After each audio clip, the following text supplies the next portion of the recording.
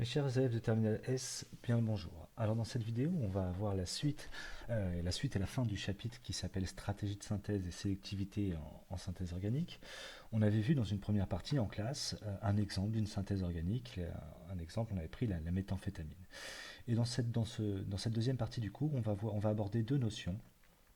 La notion de sélectivité en chimie organique et enfin la notion de protection de fonction. Alors, on va commencer par parler de sélectivité en synthèse organique et on va voir ce que l'on appelle des réactifs chimio-sélectifs. Je vous ai mis ici 8 composés organiques, 4 à gauche, 4 à droite, et je vais vous laisser quelques secondes pour les regarder et me dire quelle est la différence entre les composés organiques de gauche et les composés organiques de droite. Alors, je ne vais pas tourner autour du pot pendant 3 heures. Ici, si on regarde les différents composés, on voit ici qu'on a une amine, on a un phénol, ici on a un éther cyclique, et ici on a un dérivé avec un soufre.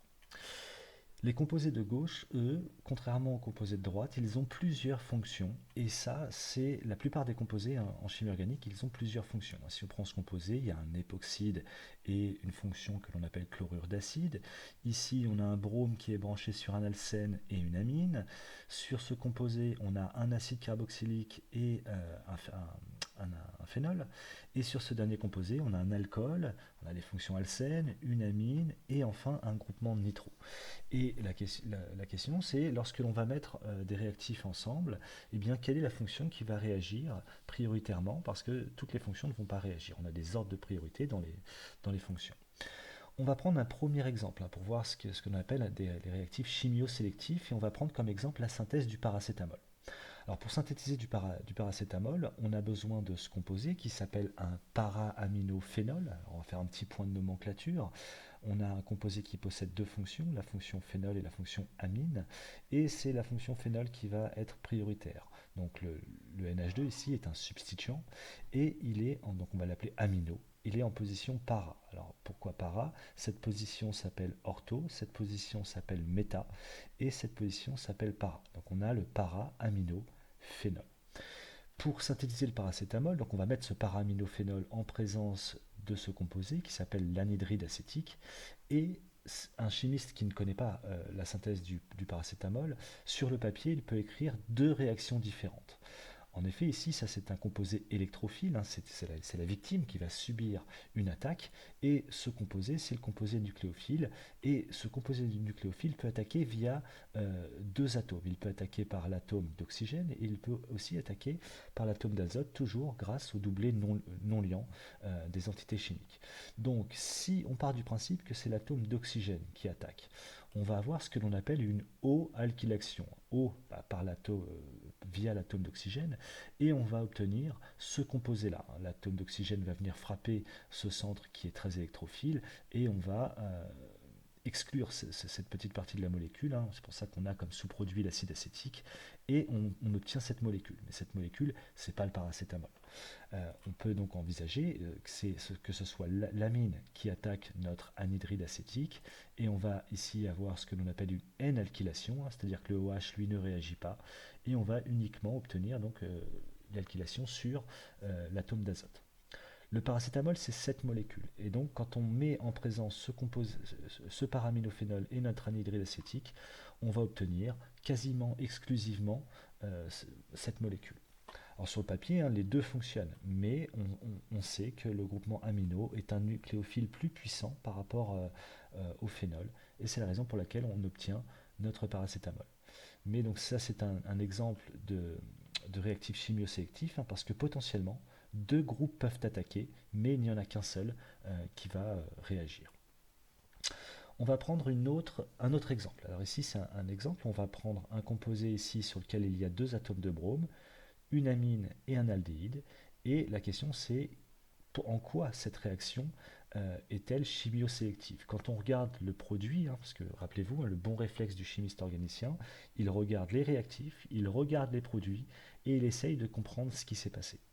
Et ici, en quoi donc cette réaction est chimio-sélective? C'est que sur notre réactif, on a deux atomes de brome, et on constate, quand on regarde le produit, que l'atome de brome qui est directement branché sur le cycle, eh bien celui-ci ne va pas réagir. C'est uniquement l'atome de brome qui est branché sur le CH2 qui va réagir pour former la liaison qui se trouve ici. Donc on a ces deux atomes de brome qui sont chimiquement différents du coup. Euh, Cet atome de brome qui n'est pas branché directement sur le cycle, on appelle ça un atome de brome en position benzylique. Et celui-ci, pour le faire réagir, on va uniquement utiliser une petite présence de zinc. Alors que si on souhaitait faire réagir le brome qui est branché directement sur le cycle, on appelle ça en position aromatique, et bien pour le faire réagir, on aurait eu besoin de zinc, mais on aurait aussi besoin d'une catalyse additionnelle, euh, en l'occurrence le bromure de cobalt. Donc lorsque l'on n'utilise pas de bromure de cobalt, uniquement du zinc, seulement la position benzylique va réagir, on va obtenir ce composé, et ensuite on peut terminer, on peut connecter l'atome d'azote à cet atome-là en utilisant un catalyseur de palladium. Mais ce qui est important ici de retenir, c'est qu'on a un nouvel exemple d'une réaction chimiosélective, deux atomes de brome, mais chimiquement parlant, ces deux atomes de brome vont se comporter différemment. Voici un autre exemple d'une réaction chimiosélective ici. Si on était en classe entière, je vous mettrai cet exemple sous les yeux, je vous demanderai de réfléchir un petit peu et de me dire en quoi cette réaction est-elle chimiosélective. Donc toujours le même réflexe, on regarde le produit de départ, le réactif de départ, pardon, on regarde le produit et on se demande déjà qu'est-ce qu'il s'est passé, et ensuite on va pouvoir répondre à la question en quoi cette réaction est chimiosélective. Alors on a ici le réactif, c'est pas très important de voir la tronche qu'a ce réactif, ce qui compte c'est bien le réactif de départ et le produit. Alors on regarde, ici j'ai un alcool, j'ai un phényl et j'ai un autre alcool. Je regarde le produit, j'ai le phényl, il n'a pas été touché, j'ai cet alcool qui n'a pas été touché, et j'ai transformé cet alcool, l'alcool que j'ai écrit en rouge ici, je l'ai transformé en aldéhyde. On a donc réalisé ce que l'on appelle une oxydation, et donc là maintenant on vient de comprendre ce qui s'est passé, on a oxydé l'un des deux alcools. La question en quoi est-elle chimiosélective? Eh bien, c'est on avait deux alcools et il n'y en a qu'un seul qui va être oxydé. Donc la question ensuite, ce qu'il faut se poser, c'est quelle est la différence entre ces deux alcools? Si vous avez bien suivi le chapitre sur les alcools en classe de première S, vous devez repérer ici qu'il s'agit d'un alcool primaire. Un alcool primaire, c'est un alcool qui est branché sur un CH2. Et ici, on a un alcool secondaire, un alcool qui est branché sur un CH. Eh bien, ce réactif ici, un petit peu particulier, ne va attaquer ne va pouvoir oxyder que les carbones, que les alcools primaires. Et donc cette réaction est chimiosélective dans le sens où si on a plusieurs alcools sur un même composé, seulement les alcools primaires vont être oxydés en aldéhyde. Dernier exemple pour des réactions chimiosélectives, on va prendre ici l'aspirine.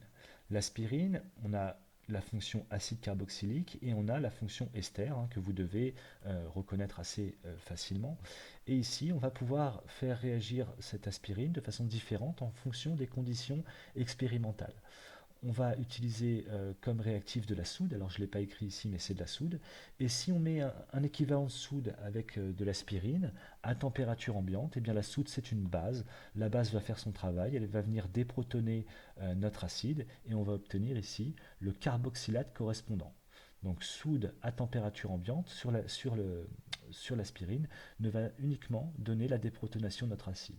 Par contre, si on utilise toujours le même réactif, la soude, mais qu'on en met un excès et qu'on chauffe comme des bourrins notre réaction, on va bien évidemment déprotoner notre acide, mais on va aussi détruire notre ester. Le bon mot ici, c'est on va faire l'hydrolyse de notre ester et on va obtenir un phénolate, le phénolate correspondant, et ça c'est uniquement dû aux conditions de réaction. Je répète, notre acide salicylique avec un équivalent de soude à température ambiante, on a uniquement une déprotonation. Et le même réactif, mais en excès avec des conditions un petit peu drastiques de chauffage, eh bien on déprotonne notre acide et on casse notre ester. Voilà, c'est fini pour cette première partie sur les réactions chimiosélectives. On va voir ensuite une deuxième partie sur cette histoire de protection de fonction.